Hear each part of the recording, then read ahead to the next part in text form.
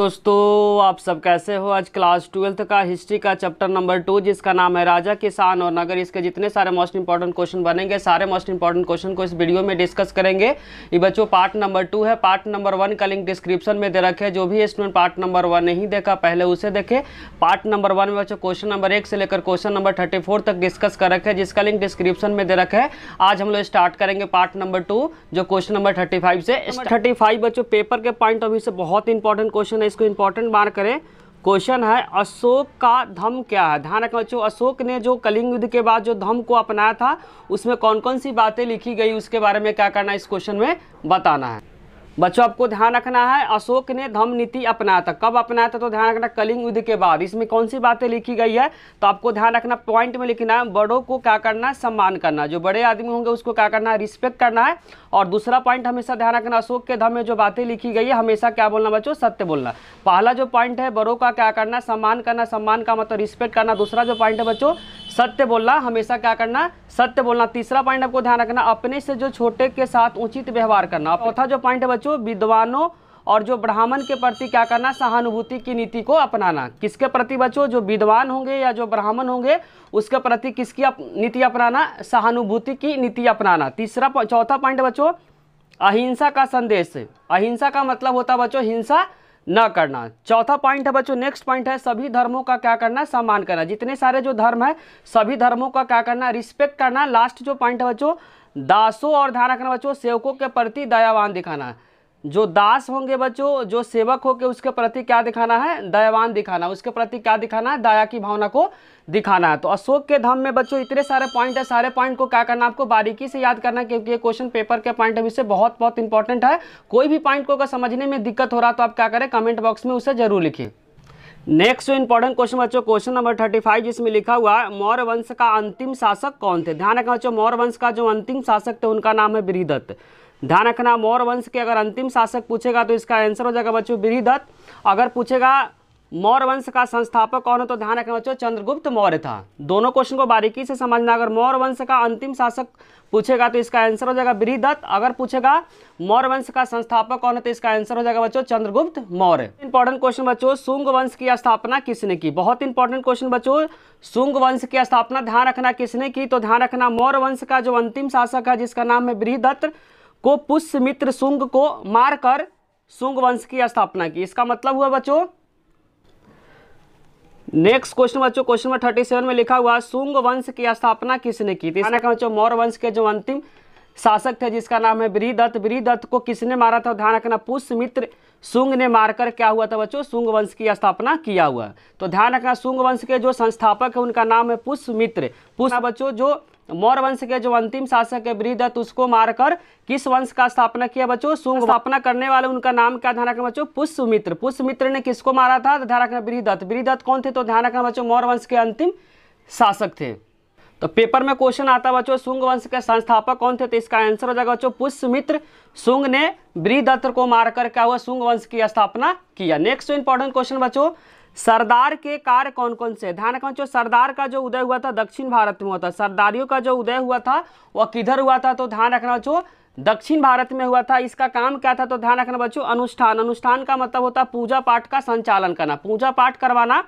दूसरा ध्यान रखना बच्चों युद्ध का नेतृत्व करना, जो भी लड़ाई झगड़ा होगा उसका क्या करना, नेतृत्व करना। तो ध्यान रखना जो सरदार का जो उदय हुआ था दक्षिण भारत में हुआ था उसका काम आपको ध्यान रखना अनुष्ठान का मतलब होता है पूजा पाठ का संचालन करवाना। दूसरा बच्चों युद्ध का नेतृत्व करना, जो कोई भी लड़ाई झगड़ा होता उसका क्या करना, नेतृत्व करना। तीसरा जो पॉइंट है बच्चों लड़ाई झगड़े तथा विवादों को क्या करना, सुलझाना। सरदारियों का जो काम है बच्चों, सरदार का जो काम है लड़ाई जो होता है, जो झगड़े होता है या उसको विवाद को क्या करना, सुलझाना। नेक्स्ट जो इंपॉर्टेंट पॉइंट है बच्चों सरदार अपने अधीन लोगों से वेट का मतलब ध्यान रखना बच्चों कड़ होता है। वेट का मतलब क्या होता है, कड़ होता है। तो वहीं बोलना चाहिए सरदार जो थे अपने अधीन लोगों से क्या लेते थे, कर लेते थे और अपने समर्थकों में उस कर को क्या कर देते थे, बांट देते थे। वेट का मतलब को ध्यान रखना जो कर होता है। सरदार जो होते थे वो अपने अधीन लोगों से क्या करते थे, कर को लेते थे और अपने समर्थकों में उस कर को क्या करते थे, बांट देते थे। नेक्स्ट पॉइंट बच्चों सरदार में कोई अस्थाई सेना या अधिकारी नहीं होते थे। बहुत इंपॉर्टेंट पॉइंट बच्चों जो सरदार थे उसमें कोई भी अस्थाई सेना या कोई भी अधिकारी उसमें नहीं होते थे। नेक्स्ट जो इंपॉर्टेंट पॉइंट बच्चों, इनमें सातवाहन, अंडरलाइन करें बच्चों, इनमें सातवाहन और जो शक राजा थे वो प्रमुख थे। तो सबसे अगर पूछेगा शक्तिशाली जो शासक कौन थे बच्चों सरदार में, तो ध्यान रखना सातवाहन थे और साथ साथ क्या थे बच्चों, शक राजा थे। एमसीक्यू के लिए पॉइंट बहुत इंपॉर्टेंट बच्चों, सरदार जो थे, सरदार में सबसे जो इंपॉर्टेंट जो शासक कौन थे, तो उनका नाम आपको ध्यान रखना बच्चों सातवाहन थे, या दूसरा का नाम आपको ध्यान रखना बच्चों शक राजा थे। ध्यान रखना बच्चों, अगर क्वेश्चन आता है एमसीक्यू के फॉर्म में कि सरदारियों में सबसे जो प्रमुख राजा थे, जो शक्तिशाली राजा थे, उनका नाम आपको बताना है, तो आंसर हो जाएगा बच्चों सातवाहन, और दूसरा का नाम आपको ध्यान रखना बच्चों शक राजा।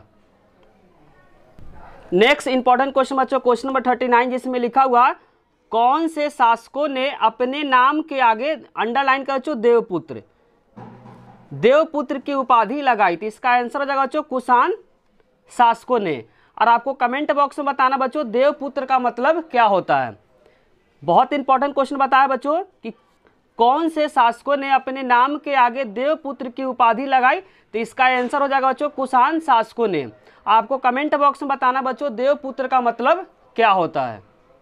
नेक्स्ट इंपॉर्टेंट क्वेश्चन बच्चों, कुषाण काल के सिक्कों में एक तरफ ध्यान रखना बच्चों राजा, एक तरफ जो सिक्का होता है बच्चों, सिक्का में दो साइड होता है, जिसमें एक तरफ क्या था बच्चों राजा था, और दूसरी तरफ बताना बच्चों डैश का चित्र होता था। तो ध्यान रखना बच्चों देवता का चित्र होता था। जो बच्चों जो सिक्का होता था उसमें एक साइड क्या होता था, राजा होता था, ध्यान रखना है राजा होता था, दूसरे साइड ध्यान रखना बच्चों देवता होता था। एक साइड में जो भी राजा था उस राजा का फोटो लगा रहता था, दूसरे साइड क्या होता था बच्चों देवता का चित्र उसमें होता था। किसके काल में, तो ध्यान रखना बच्चों कुषाण राजा के काल में। Next important question, question number 41, जिसमें लिखा हुआ उत्तर प्रदेश में डैश के पास, ध्यान रखना बच्चों उत्तर प्रदेश के डैश के पास एक देव स्थान पे कुषाण राजा का विशाल मूर्ति मिली है। तो ध्यान रखना बच्चों मथुरा में मिली है। यूपी है बच्चों, उत्तर प्रदेश की एक जगह है मथुरा, उसमें क्या मिला बच्चों कुषाण राजा का विशाल मूर्ति वहां से क्या है मिला है। नेक्स्ट इंपॉर्टेंट क्वेश्चन बच्चों, कौन से शासकों ने अपने नाम के आगे बच्चों ध्यान रखना स्वर्गपुत्र, अंडरलाइन कर बच्चों स्वर्गपुत्र की उपाधि लगाई थी। इसका आंसर हो जाएगा बच्चों चीनी शासकों। ध्यान रखना बच्चों जो चीनी शासक थे अपने नाम के आगे क्या लगाते थे, देवपुत्र लगाते थे, जबकि जो कुषाण शासक थे वो अपने नाम के आगे क्या लगाते थे, देवपुत्र का उपाधि लगाते थे। तो ध्यान रखना चाहिए, यहाँ पे कमेंट बॉक्स में आपको बताना है स्वर्गपुत्र का मतलब क्या होगा। और ध्यान रखना चाहिए जो कुषाण शासक था वह चीनी शासकों से प्रेरित होकर ही क्या लगाए थे, अपने नाम के आगे देवपुत्र का उपाधि लगाए थे। तो ये भी क्वेश्चन आ सकता है कि जो कुषाण वंश के जो शासक थे किस शासक से प्रेरित होकर अपने नाम के आगे देवपुत्र का उपाधि लगाते थे। तो इसका आंसर हो जाएगा बच्चों चीनी शासकों से प्रेरित होकर जो कुषाण वंश के जो राजा थे वो अपने नाम के आगे क्या लगाते थे, देवपुत्र का उपाधि लगाते थे। किससे प्रेरित होकर, तो इसका आंसर हो जाएगा बच्चों चीनी शासकों से प्रेरित होकर जो कुषाण के जो शासक है अपने नाम के आगे देवपुत्र का उपाधि लगाते थे। नेक्स्ट इंपॉर्टेंट क्वेश्चन बच्चों, शुंग वंश के जो अंतिम शासक है उनका नाम आपको बताना है, तो उनका नाम आपको देवभूति याद करना है। शुंग वंश के जो अंतिम शासक है उनका नाम आपको ध्यान रखना बच्चों देवभूति। अगर बच्चों शुंग वंश का संस्थापक पूछता है तो इसका आंसर हो जाएगा बच्चों पुष्यमित्र शुंग। अगर क्वेश्चन आता है बच्चों कि जो शुंग वंश के जो संस्थापक है उनका नाम आपको ध्यान रखना है, तो उनका नाम आपको ध्यान रखना बच्चों पुष्यमित्र शुंग। और अंतिम शासक अगर पूछता है कि शुंग वंश के अंतिम वंश कौन थे, अंतिम शासक कौन थे, तो उसका आंसर हो जाएगा बच्चों देवभूति।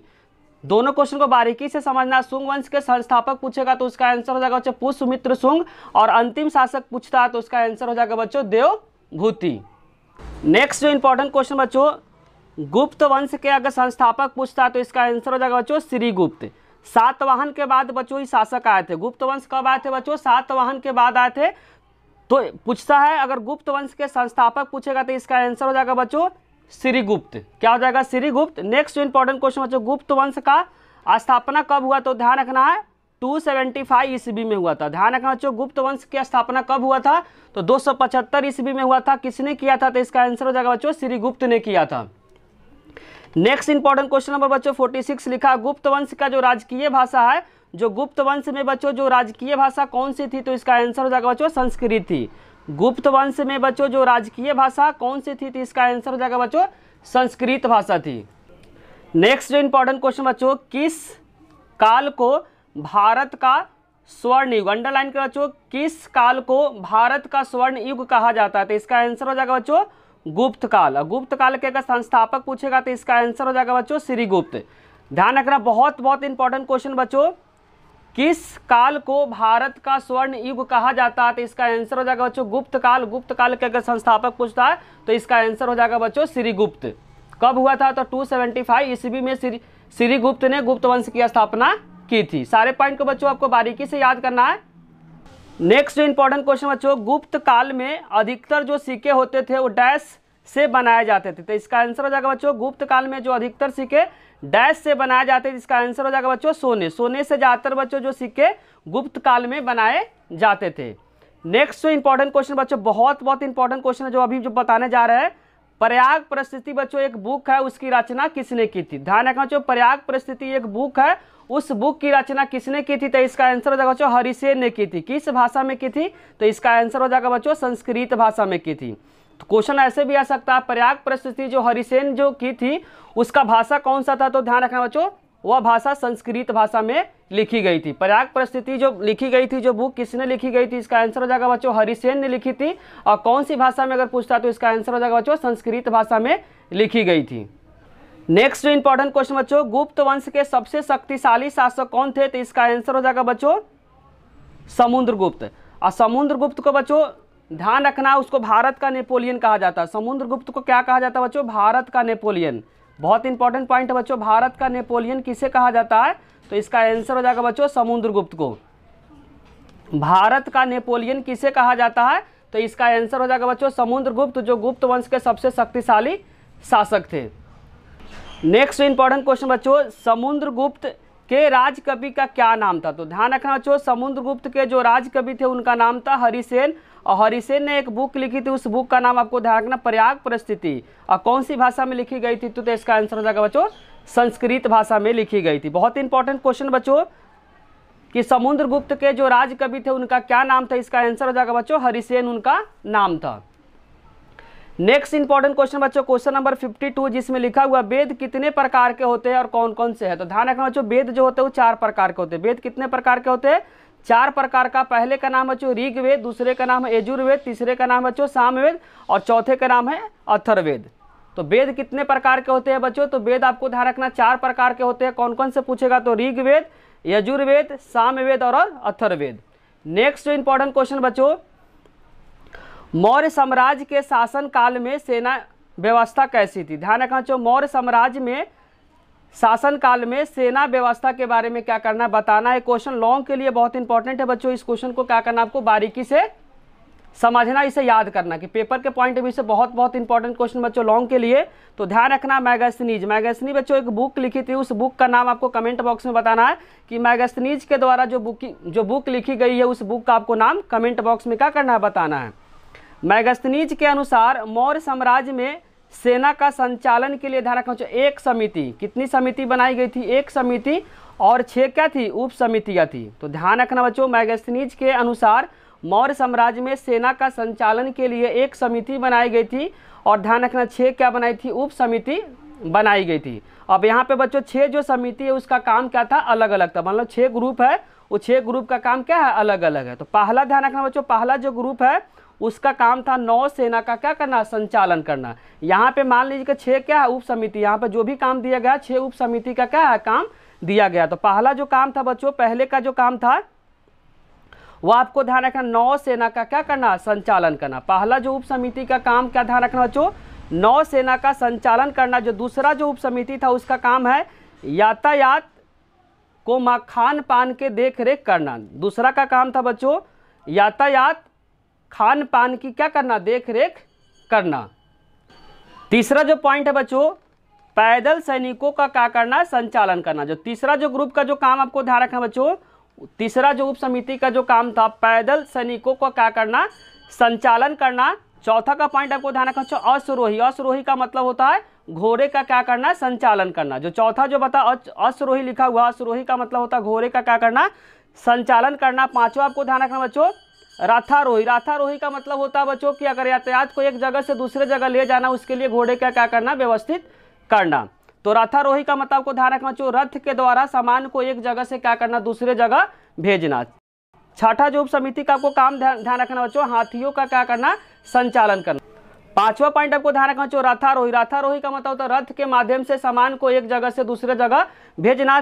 छठा उप समिति का काम ध्यान रखना, हाथियों का क्या करना बच्चों, छठा जो उप समिति का काम ध्यान रखना, हाथियों का क्या करना बच्चों, संचालन करना। तो 6 जो उप समिति है उसका बारीकी से क्या करना, काम को याद रखना है। इसके साथ बच्चों अन्य उप समितियां था उसका भी काम आपको क्या करना है, पढ़ना है। तो ध्यान रखना, अन्य जो उप समितियां था उसका जो काम था बच्चों, उपकरण को ढोने के लिए बैलगाड़ी का क्या करना, प्रबंधन करना। उपकरण का मतलब होता है बच्चों कोई सामान होता है को ढोने के लिए बैलगाड़ी का क्या करना, प्रबंधन करना। दूसरा जो पॉइंट ध्यान रखना उप समिति का, सैनिकों के लिए भोजन की क्या करना, व्यवस्था करना। दूसरा जो उप समिति का काम था, जो सैनिक था उसके लिए भोजन का क्या करना, व्यवस्था करना। तीसरा जो उप समिति का काम था बच्चों, जानवरों के लिए चारे की क्या करना, व्यवस्था करना। जो जानवर थे उसके लिए चारे की क्या करना, व्यवस्था करना। चौथा जो पॉइंट आपको ध्यान रखना बच्चों, सैनिकों को देखभाल के लिए सेवकों का क्या करना, नियुक्ति करना। जो सैनिक था बच्चों उसको देखभाल करने के लिए क्या करना, सेवकों का नियुक्ति करना।